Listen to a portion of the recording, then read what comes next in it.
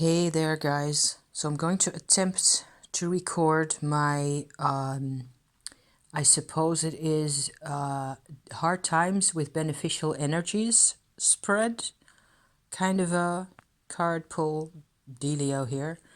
I hinted at that in the earlier video I did on Friday. I'll probably post this tomorrow just for good measure, I have spread questions, which I will put in the description for you guys.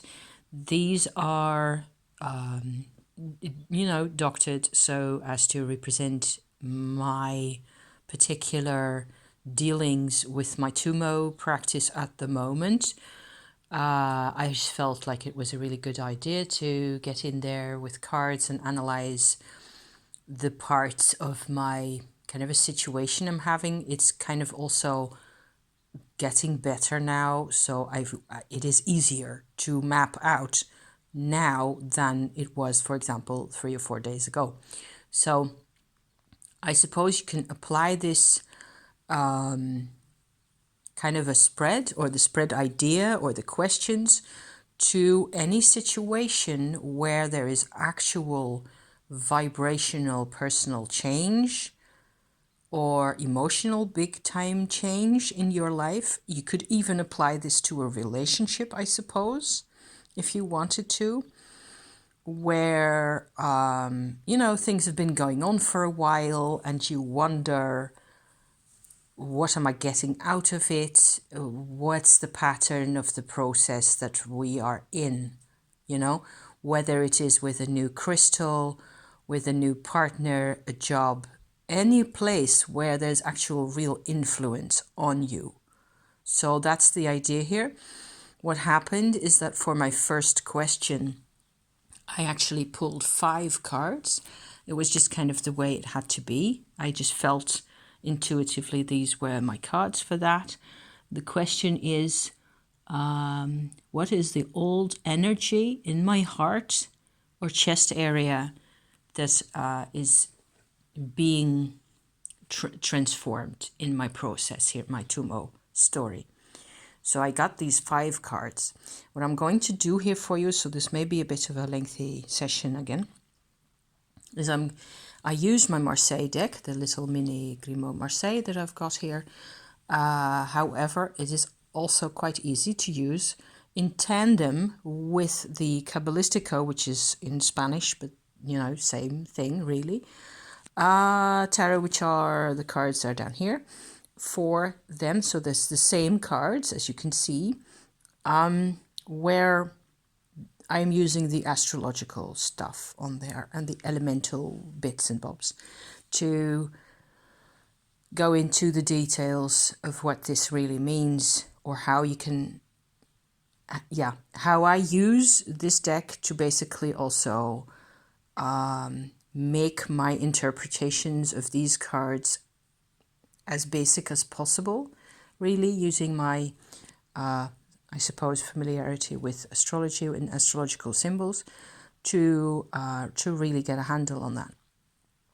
So if I start on here with this I really had 5 particularly amazing cards which represent my old energy, the thing that basically hurts in my life. They represent that situation extraordinarily well. I couldn't have done this any better if I had tried to think about it. The Queen of Pentacles is not only a card that represents my mother, who was a Taurus, so the Earth Queen, the Queen being a watery role of emotional involvement and connection, deep connection, but that happening in an atmosphere of Earth connections. That being said, there is nothing really wrong at the moment, I think, with my connection with my mother, who's long since deceased.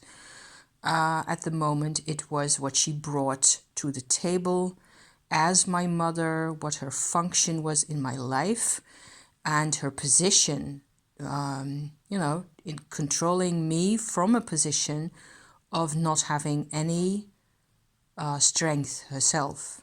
So she passed on to me all this lot here. 8 of Swords, 9 of Swords, 7 of Wands, and a Judgment card, which I find particularly intriguing.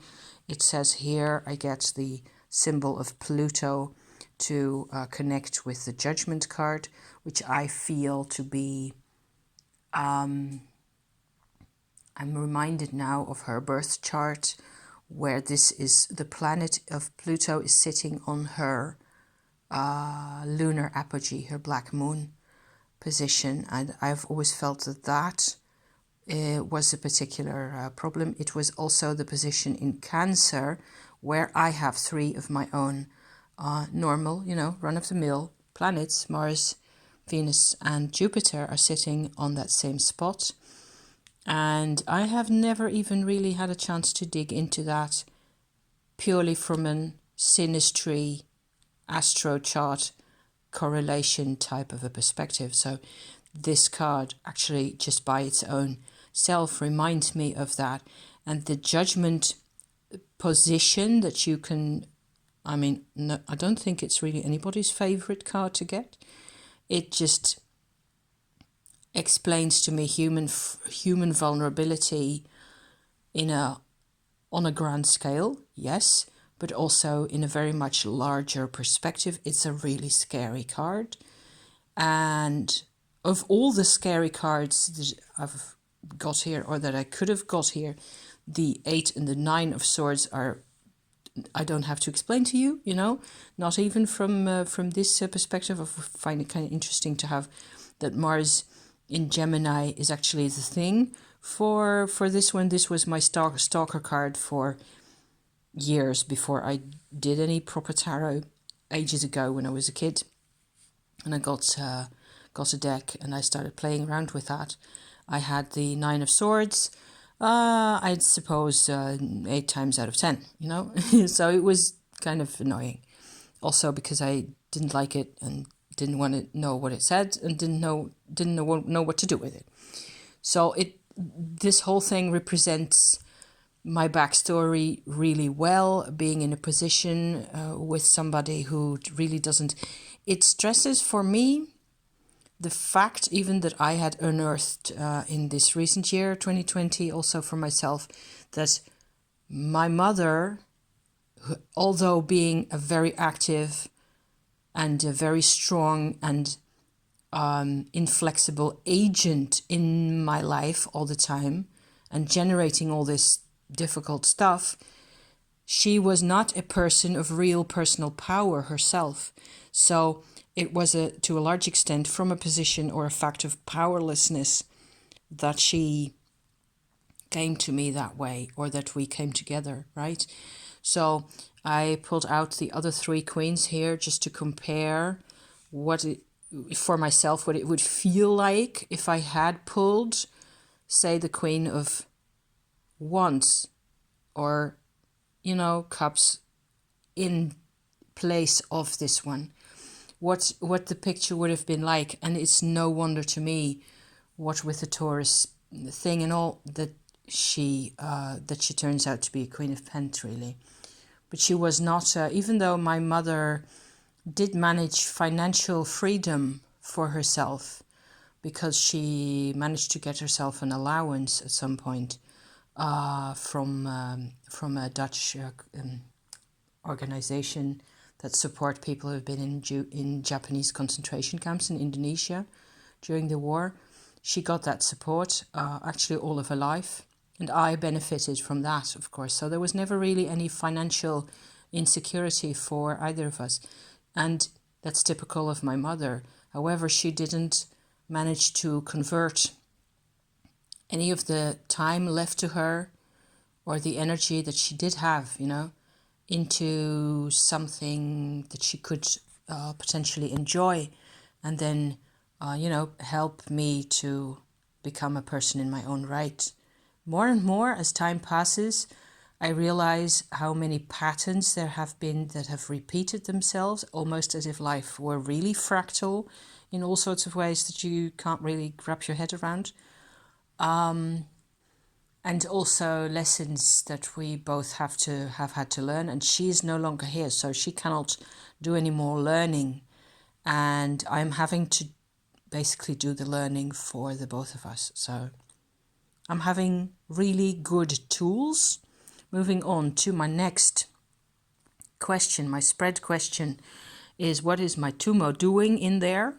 So in that whole area where I feel those things, which is my heart and my chest area, right? I get this Leo card, which is my sun sign. So yeah, what can I say? Strength, right? The to me always very much life affirming and sovereignty affirming strength card. So that's what my Tummo is doing. It isn't only battling as she is doing with the lion and all that. It's also very much a card of realizing, for me, because I am a Leo, and it is about, for me, it is about regaining sovereignty after all that, after the judgment deal and Pluto and all the rest of it, you know? So my next spread question is, how do I feel about this, or in this process also of this happening in there, right? How does that, what's the outcome in terms of how I feel? At the moment, I get the Eight of Cups, of course, quite recognizable to you Rider-Waite users out there, and in a particular type or form. However, I always use this one as well, where I particularly note that Saturn in Pisces is actually, of all the whole lot that I've got here, the only one that has a an astrological position that I have in my actual chart, in my actual birth chart. So my Saturn is at the very end, 29.5 or more degrees of Pisces.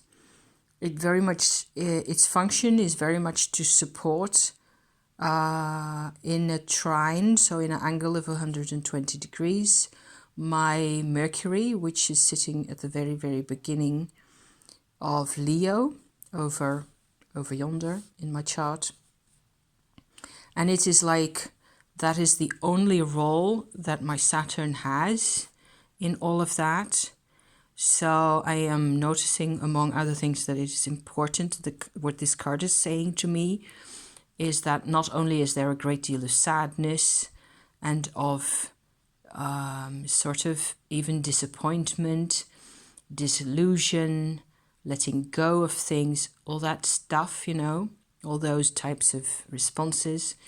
More than that, even, it is like the restriction. Saturn himself, I should say, was restricted to supporting my process towards understanding, which is a Mercury kind of a deal. So Mercury is kind of hidden in here for me personally. It will have to be, if this isn't your birth position, you will interpret this in a different way, of course. Your birth set maybe somewhere else in a spread, you know, if you look up the references, the astrological references.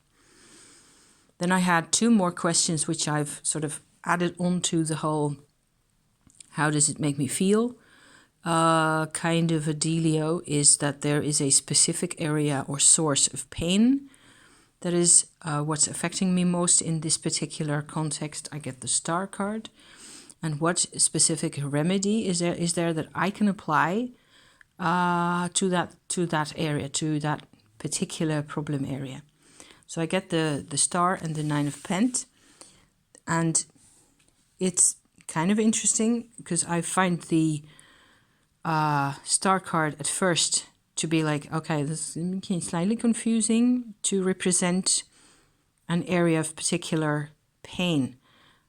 I know, or for myself at least, I've always interpreted the Star card to mean hope, hopefulness, faith even, trust in the stars, you know, trust in your fortune in a way. Kind of the opposite of the Wheel of Fortune card, where the star would be the heart of the wheel, really. So it's the soul in a way, or an inkling or an impression of the soul that is to come. And I suppose then the Aquarius sign that you see here represents, to a large extent, of course, it's the water bearer symbol. I've always seen this as a really individualistic type of a sign for people who need to figure things out for themselves. That's definitely true for me. And maybe that's what this card is telling me here, is that the source of pain really is the fact that I had to go it alone. What with all that lot over there and all the past things, I had no choice but to define my own parameters totally, and that was difficult, and a lot of it is on my channel, and I wish you joy with all that, because don't do it all and don't go binge, because it's nuts. Were you ever tempted to do that? So the remedy is the Nine of Pentacles, and I go to the Astro thing here again. I like this card a lot because Virgo, Venus in Virgo here, is to me everything about practical things. So it's about things in your close proximity, getting things organized, cleaning the place, getting stuff where you want it, being aware of the practical value of things with respect to each other and to yourself, prioritize, that kind of a thing. And also healthy helpings, to me, of spinning and knitting. So there, spitting and whatever else was coming out there. So so the building blocks kind of an approach to what would otherwise have remained very much an intangible and very meditative and vibrationally interesting type of a process. The best thing I can do is to get things done and connect with the actual practical things. So making videos is a part of that as well. Journaling, looking after myself, whatever else it is, I suppose. It's also kind of a creative card. It's not like massively personally expressive at this point. It's but it's, you need the tools, right? You need the things to be in place. So then the last of my spread questions would be, what will it all look like in the future? So more or less, what can I in the end expect myself to be able to be doing with all this? I get a Page of Swords. And so what with all the swords at the beginning of my spread, I thought that was rather neat, that I would feel like being in a position of a new beginning, and certainly a position of learning to fit all the information together. And so the air form of that page position right there. And so I did the same thing as I did with the Queen. I took out the other 3 pages, and it would be really different if I had picked either one of those instead of the Page of Swords. However, what with my background and how I've grown up and what my priorities tend to be in my life, I certainly think that the Page of Wands would have applied as well. I suppose they always apply anyway. You cannot, maybe that's a thing there, that you cannot really see the court cards completely separately from each other. They're always connected, or they're related in a way. And so there's always going to be a part of me that's more Wands-like, or more about practical matters and more earth-like, and another part, of course, that's emotional and desiring only to be a part of a larger entity. So there you go. I hope this is of interest and of use to somebody out there. I enjoyed doing this, and I thought it was really worthwhile combining, one of the oldest systems really of, I've always used this Kabbalistico tarot to rather good effect, I think. This is the, whatchamacallit, the box, obviously. And I think I learned most consistently in a sort of there's the intel right there, about the meanings, the different meanings of the cards and the system of how they fit together in a way from this little deck, which I just got in a bargain somewhere. So the same place, actually, I got my Aleister Crowley tarot deck. So I'm going to put it all back in place together now and put the cards back in their boxes. I hope you liked that, and I will put the spread questions in the description for you to have a go at if you feel like it. Thank you for watching, and see you next time. Okay, bye-bye for now.